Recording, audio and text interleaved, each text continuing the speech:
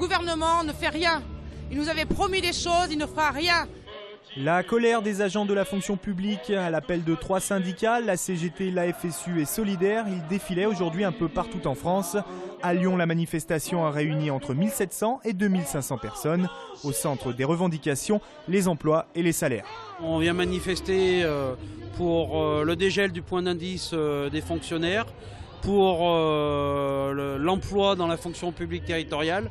Et puis aussi une promesse que nous avait fait notre président, c'est l'abrogation du jour de carence. Personnel hospitalier, enseignants ou encore conseillers Pôle emploi, ils ont défilé ensemble. Une première depuis mai 2011. Un premier vrai test aussi pour le gouvernement de François Hollande.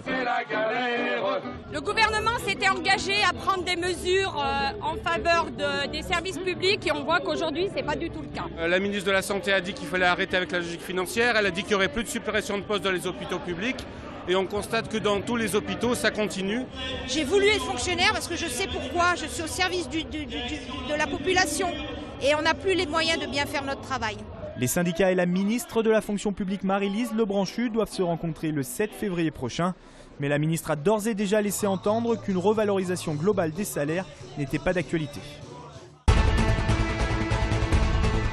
Social toujours, gros bénéfices, mais petits salaires. Une trentaine de salariés de Sodexo manifestaient ce matin sur le site du 8e arrondissement. Sodexo a dégagé quand même dans le groupe Sodexo 500 millions de bénéfices. Je parle bien de 500 millions dont ils ont renversé 250 millions aux actionnaires. Et pour les salariés, 0% d'augmentation de salaire. C'est pour ça qu'aujourd'hui, il y a une action au niveau national, que ce soit Paris, Lyon, Marseille, Bordeaux. Les employés de l'entreprise de restauration collective dénoncent des salaires toujours plus bas. J'ai 7 ans d'ancienneté et j'ai moins de 1200 € par mois.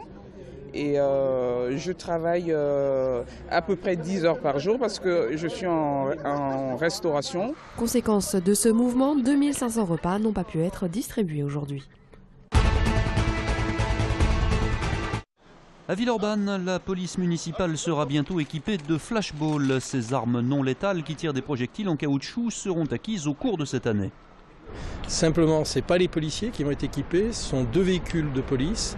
Et cet achat de matériel va s'accompagner d'une formation, pas de l'ensemble de nos policiers, des chefs d'équipe et de 2 policiers par équipe. Au total, ça va être 10 policiers municipaux qui vont être formés à l'utilisation de ce type de matériel. Un équipement rendu nécessaire selon la mairie pour protéger les policiers municipaux qui n'ont pas d'armes à feu et qui sont parfois confrontés à des situations limites. Il peut y avoir des situations difficiles. Après, le but aussi de cet armement, c'est vraiment de la protection, pour la protection des agents et la dissuasion, surtout la dissuasion. Il y a eu quelques situations où effectivement cette arme aurait pu être utilisée. Dans quel cas? Notamment avec des personnes qui sont munies de couteaux, d'armes blanches.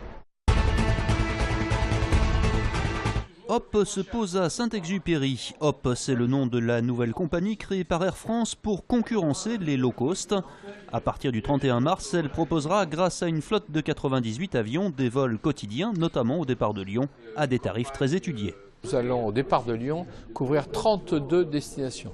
C'est un vrai hub inter-Europe qui permet à tous les Français d'aller en Europe et les Européens d'aller en France. Nous attendons plus de 2 millions de passagers à Lyon.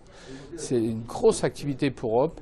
Les prix d'appel sont à partir de 55 €, toutes comprises, aller simple.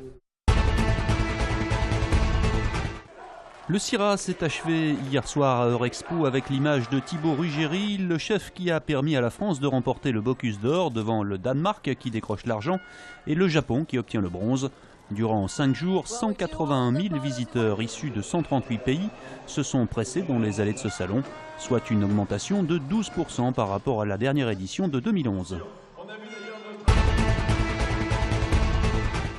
J'arrêtais pas de me dire ouais, la France, la France, la France.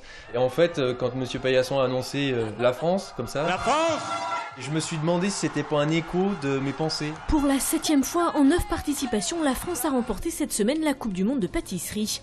Dans le trio vainqueur, le Lyonnais Geoffrey Lafontaine était donc à domicile. Champion de France de sculpture sur glace en 2000, ce pâtissier hors pair de 34 ans avait pourtant perdu confiance après son échec au concours de meilleur ouvrier de France en 2007.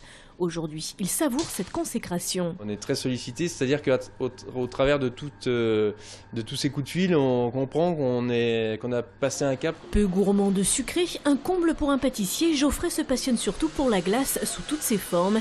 Il lui a fallu des centaines d'heures d'entraînement pour réaliser parfaitement sa sculpture de déesse ailée, présentée à la Coupe du Monde dans des conditions particulières. On s'est levé pour se présenter et finalement toutes les nations se sont retournées, quoi. On était au fond de la salle pour passer un petit peu inaperçu et on a bien vu qu'ils cherchaient où étaient les Français. Donc déjà tout de suite vous avez une pression, vous vous dites oui bon d'accord, on nous attend vraiment. Descendu de son petit nuage, le champion du monde a repris du service comme chef pâtissier à la chocolaterie François Gimenez où il travaille depuis 5 ans et où certaines de ses créations sont en bonne place dans la vitrine. Je suis très fier de lui. De ce qu'il a accompli, parce qu'il s'est donné beaucoup de mal, que ça donne une grande valeur donc à l'entreprise. Désormais, Geoffrey Lafontaine envisage sereinement son avenir, mais pour l'instant, direction le Brésil, la patrie de son épouse, pour profiter d'un repos bien mérité.